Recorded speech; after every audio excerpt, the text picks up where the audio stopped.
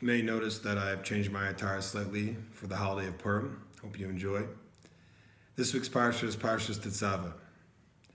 In Parshas Tetzaveh, the pasuk states, "V'ata tedaber kol chachmei lev asher milesiv ruach chachma," and you should speak to all those who are wise in the heart, that I have filled with the spirit of wisdom. Hashem is directing Moshe to tell the chachamim, the wise men, who would know how to make the bigdei kahuna, the clothing, the special clothing that the kohanim wore, to construct, to weave and sew those clothing. And it required a lot of wisdom. It required a lot of intellectual capabilities because they were very intricate, the design on those clothing. What's interesting though is that the verse describes those of wisdom as people who are chachmei lev, people who are wise of heart. What does this mean, wise of heart? What does the heart, the emotional part of the body, have to do with the mind, with the intellectual part of the mind? These two things seem to be unrelated. Emotions and wisdom. The commentators explain that if someone who would like to succeed in the realm of chachma, of wisdom, needs to be a mavakesh. He needs to be someone who seeks out wisdom, who thirsts for it and hungers for it, and always is looking for some way to learn something new, to capture a new idea, to grasp a new understanding of Hashem. Every iota of Torah that he doesn't understand, to him, seems like he's lacking his meal, his daily meal. He needs every single word of Hashem to be understood in its entirety. That's a mavakesh, a person who seeks out wisdom. And that's the person who's going to achieve wisdom. Because Hashem is melesiv ruach chachma. Hashem fills him with wisdom because he's mavakesh it, because he looks for it, he searches it, and he thirsts for it. And that's a person of true chachma.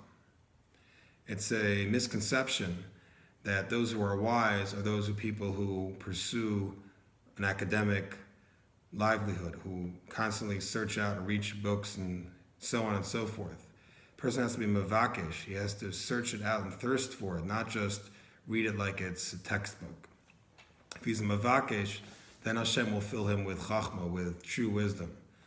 The story is told that in the famous Volozhin yeshiva, Rabbi Tzilach, famous Torah scholar, was seeking out a match for his daughter.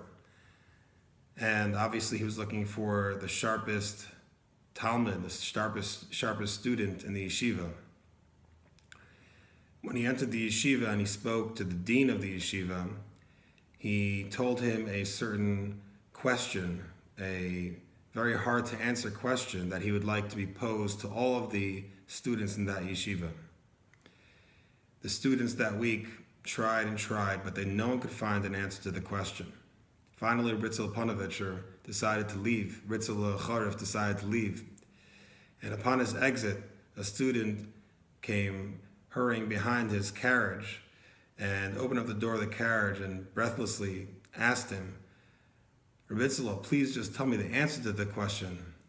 I don't care if I marry your daughter, but one thing I need to know is I need to know the answer to your question." Upon hearing that, Bitzala immediately said that you're going to be the match for my daughter because you're going to be the biggest chacham. You're going to be the most wise person in the yeshiva because you're the biggest mavakesh.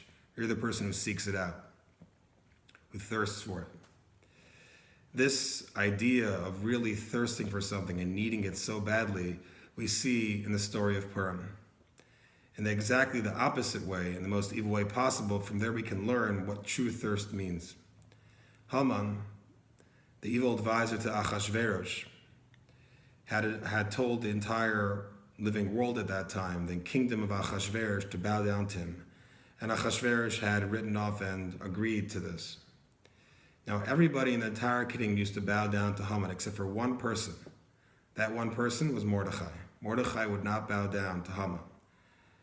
But still, Haman, even though the entire living world, except for one person, was bowing down to him, felt like all of the honor that he was receiving was not worth it. It felt like nothing. All this is worth nothing to me, Kolzman, all the time that Mordechai is not bowing down to me.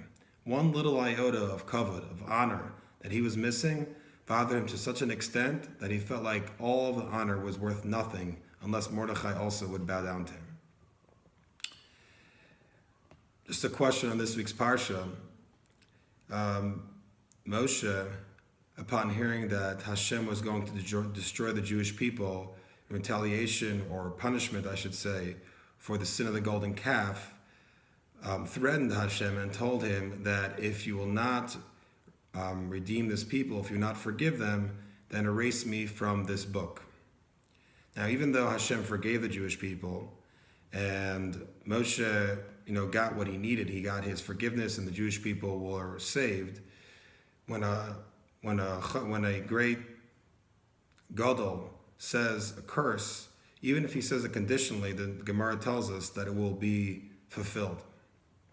Its fulfillment came in this week's Parsha. This week's Parsha, you will not find the word Moshe once. Even though there's consistent communications between Hashem and Moshe, in this week's Parsha, you will not find the word Moshe once.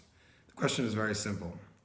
Why, out of all the Parshas that we have in the Torah, would we pick this Parsha that speaks about the Bigdei Kehuna, the clothing of the Kohanim, as the Parsha that would not have Moshe's name? Why not any other Parsha? Have a great Shabbos and have a happy Purim.